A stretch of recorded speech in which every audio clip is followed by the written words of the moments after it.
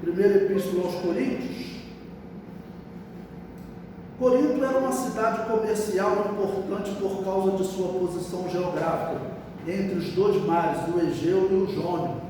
Então, até pela posição geográfica, Corinto, vamos lembrar também, era uma das cidades mais importantes na época que Grécia era o Império Mundial, tá bom? Se você pensar numa cidade importante, por exemplo, dos Estados Unidos hoje, aí pensa, só que isso foi há 250 anos atrás, quando eles começaram a se dividir, e aí depois os romanos vêm e conquistam a cidade, tá bom?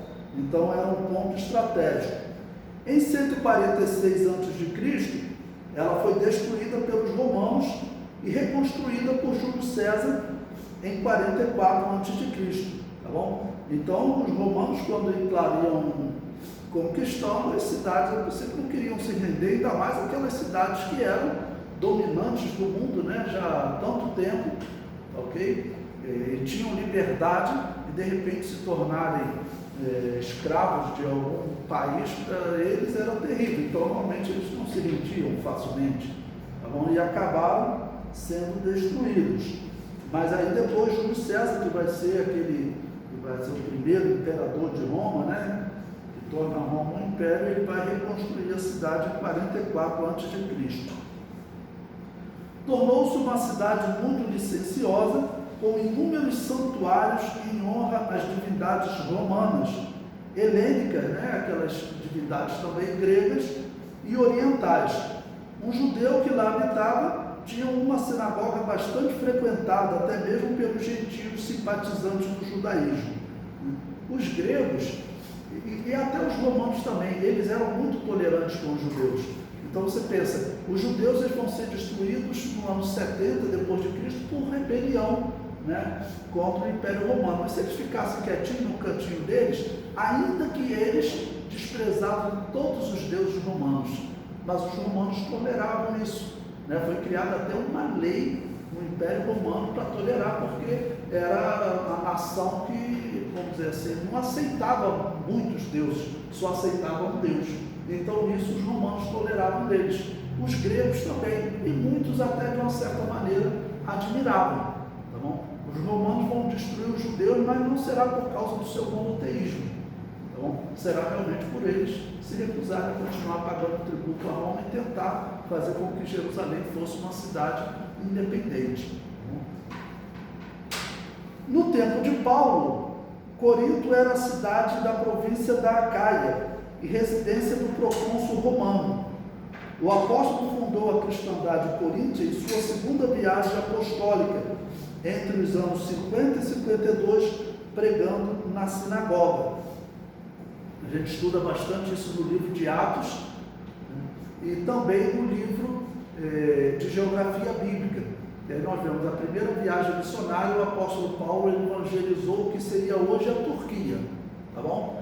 E depois voltou para Israel, tá bom? Ali foi pelo mar Mediterrâneo até onde é a Turquia, onde tinham várias cidades ali, onde também estava a cidade de Tarso, de onde ele era, né? Tá bom? Mas na segunda viagem missionária é que ele vai iniciar a viagem, vai pela Tessalônica, né? Cidade de Filipos, ok? E vai até Corinto.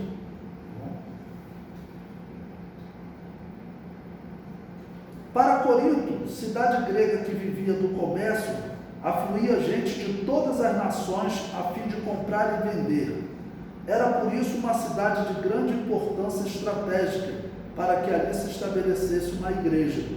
Na realidade, a mensagem do Evangelho seria levada dali ao mundo inteiro. Paulo foi o fundador da igreja nesta cidade durante sua segunda viagem missionária. Corinto ela vai ser parecida com Éfeso da primeira viagem missionária. Como o apóstolo Paulo era inteligente e estrategista, né? Porque Éfeso era uma cidade ali da Turquia de onde ele poderia se dirigir para diversas outras cidades. Era uma cidade central, tá bom? Tanto que ele vai se estabelecer lá também, nós vamos ver mais à frente, como um local, um centro de evangelismo. E Corinto, na Grécia, também. Por quê? Porque ela tinha dois mares, um de cada lado, né? O Mar Jônio e o Mar Egeu. Então, dali também, ele tanto recebia pessoas de diversos lugares, não dali onde ele quisesse se dirigir, ou voltar para Jerusalém, ou voltar para a Turquia, para Éfeso, onde ele tinha evangelizado, tá bom? Ou ir para Roma, tá bom? Era um local, assim, estrategicamente falando, muito bom para evangelizar, tá bom? Tinha um lado muito ruim, ok? Que essas cidades de grande comércio eram cidades muito pervertidas, né? Vocês sabem que na época da Grécia, as pessoas que iam cultuar as divindades, elas tinham normalmente relações sexuais com as prostitutas sagradas. Lembra-se daquele filme Troia? Que quando Aquiles entra na cidade, ele chega primeiro na praia, né, de Troia, ele vai logo no templo de Apolo e ele aprisiona lá. Eles ficam chamando de prostituta, prostituta. Não era para ironizar, não, é porque era prostituta mesmo, que fazia parte do culto deles, né? Assim como entre os cananeus havia o culto, os prostitutos sagrados, eram os homossexuais. Lá entre os cananeus eles tinham que ter relações sexuais com homens. E lá na Grécia, e como era também em Éfeso, né? Em Éfeso estava a deusa Diana, que o apóstolo Paulo teve problema lá também, lá então era muito comum. Então isso era comum no Império Romano. Chegava ao ponto, né, daquelas que não estavam trabalhando no templo, a serviço dos deuses, tá bom? Elas trabalhavam profissionalmente, pagando até imposto como prostituta. Era uma profissão normal naqueles tempos.